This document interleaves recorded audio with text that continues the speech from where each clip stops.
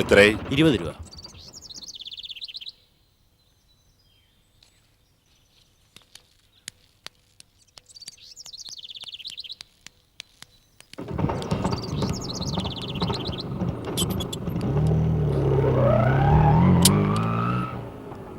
അവൻ പുറത്തു പോയെന്ന് തോന്നുന്നു.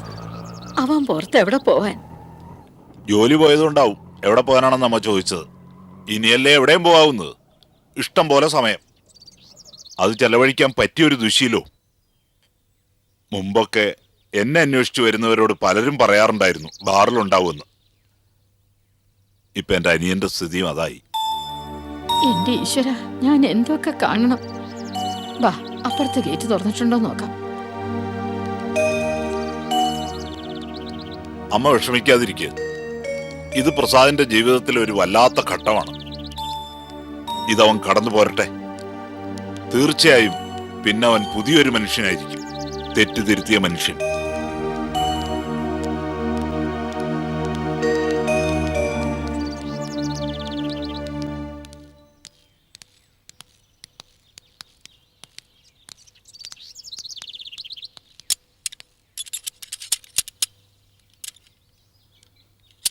ഇതും പൂട്ടിയിരിക്കുകയാണല്ലോ.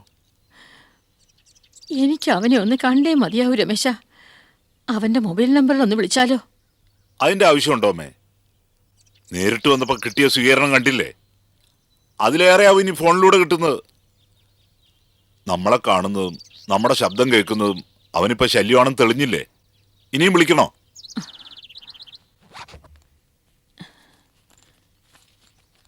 ദേ, നീ ഈ നമ്പറിലൊന്ന് വിളിക്ക്. ദേഷ്യം വരുമ്പോ മക്കൾ അമ്മമാരോട് പറയാൻ പാടില്ലാത്തൊക്കെ പറഞ്ഞെന്നിരിക്കും. എന്നുവെച്ച് അമ്മമാർക്ക് മക്കളെ വേണ്ടെന്ന് വെക്കാൻ പറ്റുമോ? ഞാൻ വിളിക്കാം.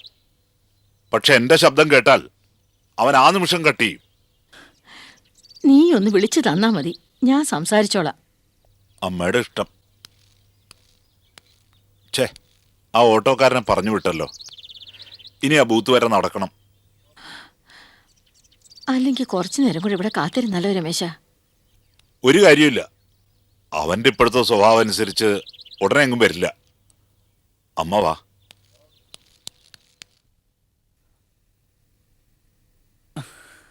ഇന്ന് നന്നായി കഴിക്കണം സാർ.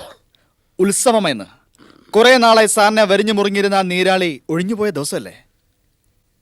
അതെ വിശാൽ, ഇന്ന് എൻ്റെ ഇൻഡിപെൻഡൻസ് ഡേയാ. ഇനി കള്ള സ്നേഹമായി എന്നെ കാത്തിരിക്കാൻ ആരുമില്ല. ഇല്ലാത്ത അവകാശങ്ങളുടെ ബലത്തിൽ എന്നെ നിയന്ത്രിക്കാൻ ആരുമില്ല. മൊത്തത്തിൽ ഭാര്യ എന്ന ഫാൻസി ഡ്രസ് ഇനി എൻ്റെ വീട്ടിലില്ല. ഇനി ഹാപ്പിനെസ് മാത്രം. Blissful happiness. എടോ, ഈ ബ്ലിസ്ഫുൾ ഹാപ്പിനെസിൻ്റെ മലയാളം എന്താ? ബ്ലിസ്ഫുൾ ഹാപ്പിനെസിന്റെ മലയാളം ആ സ്വർഗീയ ആനന്ദം. ആ അതാ ഞാനിപ്പോൾ അനുഭവിക്കുന്നത്. ഇപ്പം മാത്രമല്ല, ഇനി ഇവിടുന്ന് അങ്ങോട്ടുള്ള എല്ലാ ദിവസങ്ങളിലും. സാറ് ഭാഗ്യവാനാ. അതിരിക്കട്ടെ, താൻ എന്നെ സ്നേഹിക്കുന്നുണ്ടോ സിൻസിയറായിട്ട്? ഇത് വല്ലാത്തൊരു ചോദ്യമായി പോയി sir. Answer to the question. സിൻസിയറായി ഞാൻ സ്നേഹിക്കുന്നത് സാറിനെ മാത്ര. എന്നിട്ടാണോ തൻ്റെ സർവ്വ സ്വാധീനം ഉപയോഗിച്ച് എന്നെ സ്റ്റേഷനിൽ നിന്ന് ഇറക്കാന്ന് പറഞ്ഞിട്ട് മുങ്ങിയത്? ഞാൻ മുങ്ങിയെന്നോ? ഇങ്ങനെ കണ്ണിച്ചോരയില്ലാതെ സംസാരിക്കരുത് സാർ. ഞാൻ എന്തുമാത്രം ശ്രമങ്ങൾ നടത്തിയെന്ന് സാറിനറിയില്ല. രാത്രി ഞാൻ ഒരുപോലെ കണ്ണടച്ചിട്ടില്ല. I was wandering here and there. കാലത്ത് ഞാൻ വക്കീലിനെ കൊണ്ട് ഓടി വന്നപ്പോ സാറില്ല. അതാരുടെ കുറ്റാ? ഞാൻ എത്തും മുമ്പ് സാറ് പിക്കഴിഞ്ഞു. എനിക്കുണ്ടായ നിരാശ ഞാൻ ആരോട് പറയും? എന്നെ തെറ്റിദ്ധരിച്ച് കാണുന്നത് ഞാൻ അപ്പോഴേ ഊഹിച്ചിരുന്നു. തന്റെ വാക്ക് വിശ്വസിക്കാമോ? വേണ്ട സാർ, വിശ്വസിക്കണ്ട. നമുക്കിവിടെ വെച്ച് ഈ നിമിഷം പിരിയാം. ഇത് നമ്മൾ ഒന്നിച്ചുള്ള ലാസ്റ്റ് മദ്യപാനം ആയിക്കോട്ടെ. ഏയ് നോ, എനിക്ക് തന്നെ വിശ്വാസം 100%. വിശ്വാസം ഉണ്ടെങ്കിൽ ഇടയ്ക്കിടയ്ക്ക് ഇങ്ങനെ സംശയിക്കരുത് സാർ. വെറും സംശയമാണ് പല നല്ല ഫ്രണ്ട്ഷിപ്പും ഇല്ലാതാക്കുന്നത്.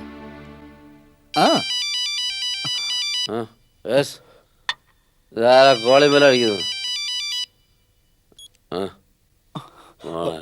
ഹലോ, പ്രസാദല്ലേ? അല്ല, പ്രസാദിന്റെ സുഹൃത്താ. ഞാൻ പ്രസാദിന്റെ ചേട്ടൻ രമേശൻ. സാറിന്റെ ചേട്ടനാ. കട്ട് ചെയ്യടോ. സാറിന് ചേട്ടനോട് സംസാരിക്കാൻ താല്പര്യമില്ലെന്ന്. എന്നോട് സംസാരിക്കണ്ട, അവന്റെ അമ്മ അടുത്തുണ്ട്. അമ്മയ്ക്ക് സംസാരിക്കാനാ. സാറിന്റെ അമ്മയ്ക്ക് സാറിനോട് സംസാരിക്കണം. ഏതമ്മ? എനിക്കൊരു അമ്മയോട് സംസാരിക്കണ്ട. പ്രസാദ് സാറിന് അമ്മയോട് സംസാരിക്കാനും താല്പര്യമില്ലെന്ന്. എന്ന് പറഞ്ഞ എങ്ങനെയാ? അവന്റെ അടുത്ത് ഫോൺ കൊടുത്തേ. ഫോൺ വാങ്ങിയല്ലേ കൊടുക്കാൻ പറ്റൂ. പെറ്റമ്മയോട് ഒരു നിമിഷം സംസാരിക്കാൻ അവന് സമയമില്ലല്ലേ? സമയക്കുറവുണ്ട്. ഞങ്ങള് അല്പം തിരക്കില്ല. ജോലിയും വേലയില്ലാത്തവൻ എന്താ തിരക്ക്? അത് നിങ്ങളെ പറഞ്ഞ് മനസ്സിലാക്കേണ്ട കാര്യമില്ലല്ലോ. താൻ പ്രസാദിന്റെ ആരാ? Close friend. തന്റെ പേര്? എന്റെ പേര് ചോദിച്ചു, അതാ കട്ട് ചെയ്തേ. പേര് ചോദിക്കുന്നവരെ സംസാരിച്ചെന്തിന്? ആളാരാണെന്ന് അറിഞ്ഞപ്പോ തന്നെ കട്ട് ചെയ്ത് വിടായിരുന്നോ? എന്നാലും അമ്മയ്ക്ക് സാറിനോട് സംസാരിക്കണം എന്നൊക്കെ പറയുമ്പോ പെറ്റമ്മയല്ലേ സാർ. സെന്റിമെന്റ്സ് ഇല്ലേ? Family sentiments. No sentiments. Family ഇല്ലാത്തവരെ എവിടുന്നാണോ സെന്റിമെന്റ്സ്? ഞാൻ ഒറ്റയാനാ. ഒരൊറ്റയാൻ്റെ ലൈഫിലെ സുഖം, ശാന്തി. അതാണോ യഥാർത്ഥ സുഖവും ശാന്തിയും. ദേ ഇതങ്ങോട്ട് പിടിച്ചേ. ആ കഴിക്കേ. ഒറ്റയാന്റെ ലൈഫാണ് സുഖമെന്ന് പറഞ്ഞാ എനിക്കങ്ങോട്ട് യോജിക്കാൻ പറ്റില്ല. ആഗ്രഹിക്കുന്ന നേടുമ്പോഴേ ലൈഫിന് സുഖം ഉണ്ടാവൂ, ലൈഫിന് അർത്ഥം ഉണ്ടാവൂ. യമുന, അവൾ കൂടി സാറിന്റെ ലൈഫിലേക്ക് വരുന്ന നിമിഷം ഒന്ന് ആലോചിച്ച് നോക്കിയേ. ആ ലൈഫല്ലേ സാർ യഥാർത്ഥ ലൈഫ്. ഒന്നിക്കേണ്ട രണ്ടുപേർ ഒത്തുചേരുന്ന അപൂർവ നിമിഷം.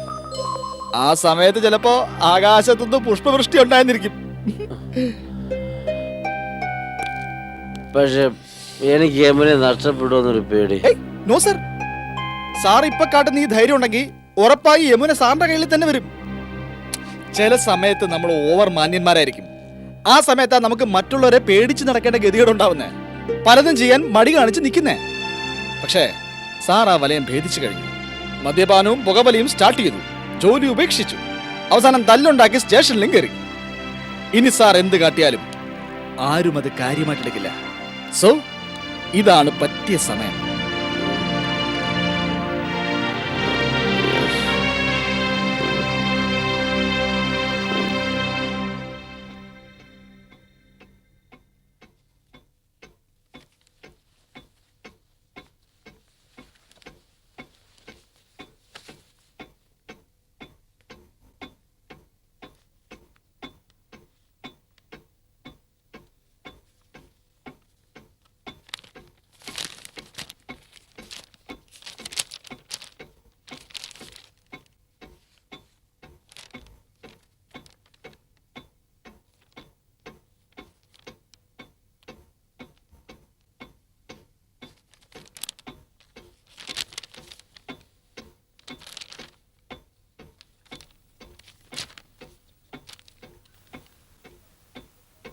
യമുനെ,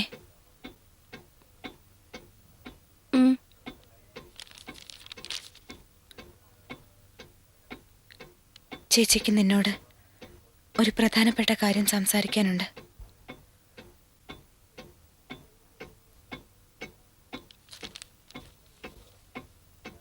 നമ്മുടെ രണ്ടാളുടെയും ജീവിതത്തിന്റെ കാര്യം.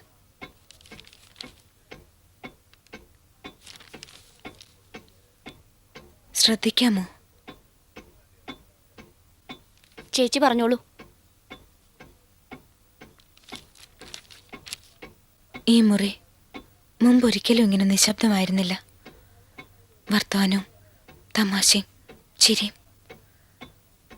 അങ്ങനെ ഒരു കാലത്തെ പറ്റി ചേച്ചി ഇടയ്ക്കിടയ്ക്ക് ഓർക്കാറുണ്ട്. നീയും അതൊന്നും മറന്നു കാണില്ല. ഓ,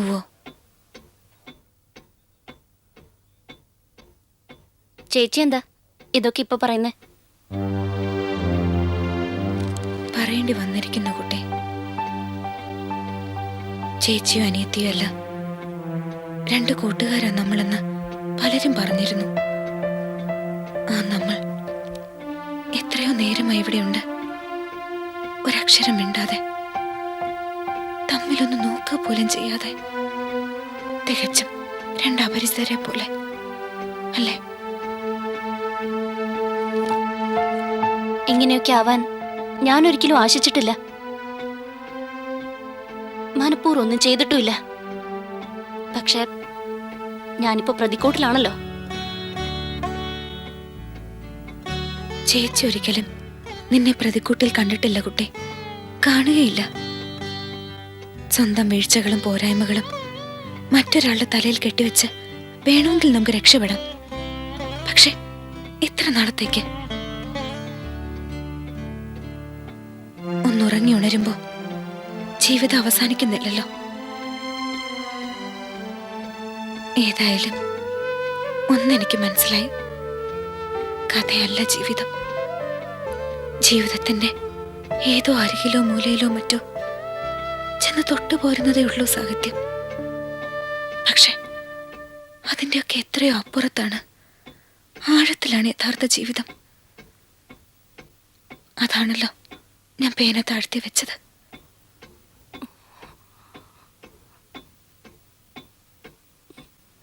ജീവിതത്തെ പറ്റി സ്വപ്നം കാണുന്നതായിരുന്നു നല്ലതെന്ന് ഇപ്പൊ എനിക്ക് തോന്നുന്നു.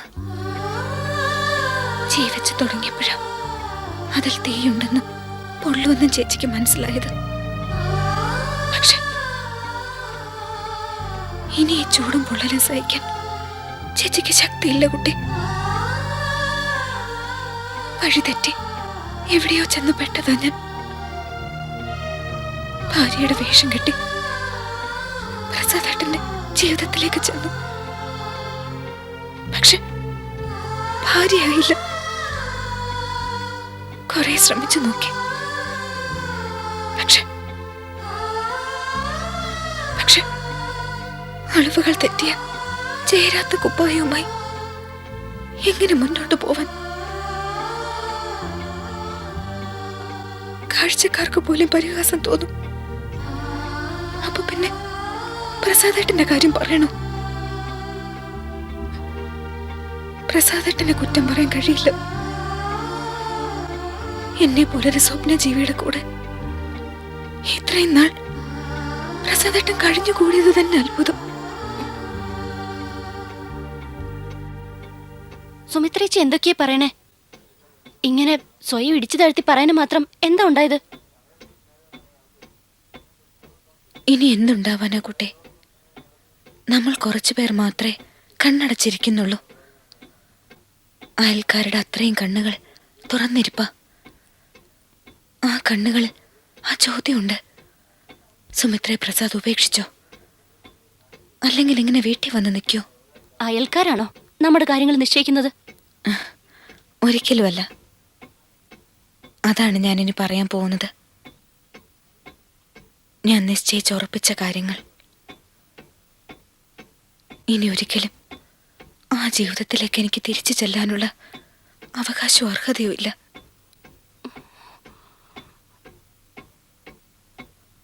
ഞാൻ പ്രസാദേട്ടന്റെ മനസ്സ് കണ്ടില്ല.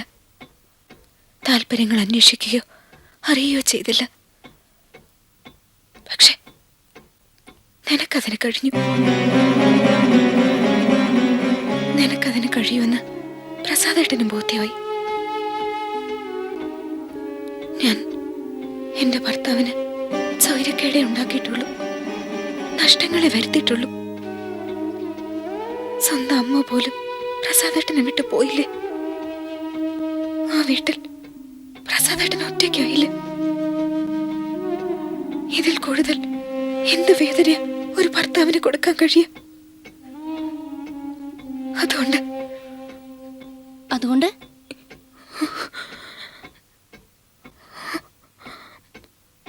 ഒരുപാട് ചിന്തിച്ച ശേഷം ചേച്ചി പറയുന്നു.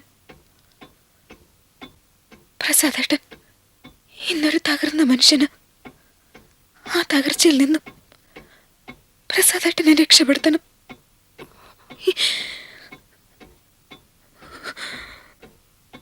അതിന് നിനക്ക് മാത്രമേ കഴിയൂ എമിനെ.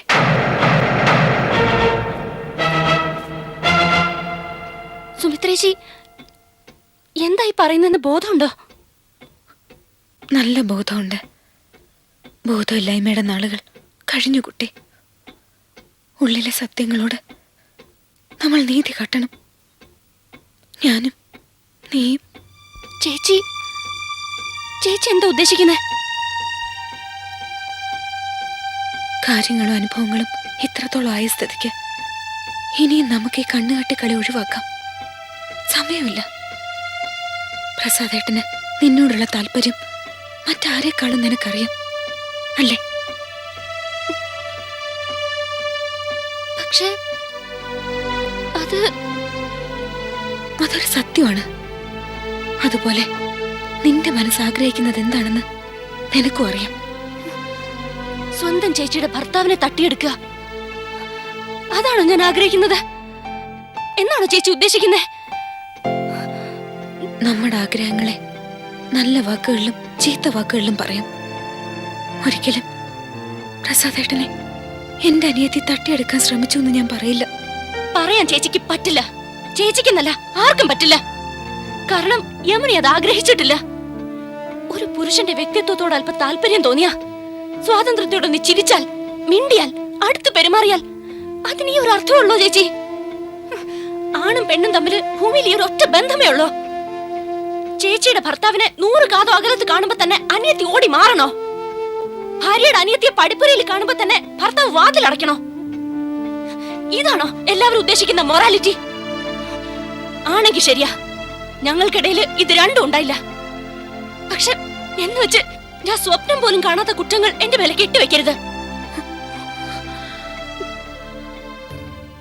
ചേച്ചി ഒരിക്കലും ചേച്ചിയുടെ ജീവിതം നശിപ്പിക്കാൻ ഈ അനിയത്തി ആഗ്രഹിച്ചിട്ടില്ല, ആഗ്രഹിക്കില്ല. വിശ്വസിക്കാമെങ്കിൽ വിശ്വസിക്കും.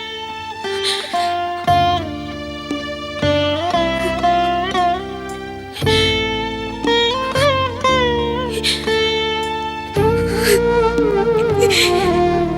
ha ha.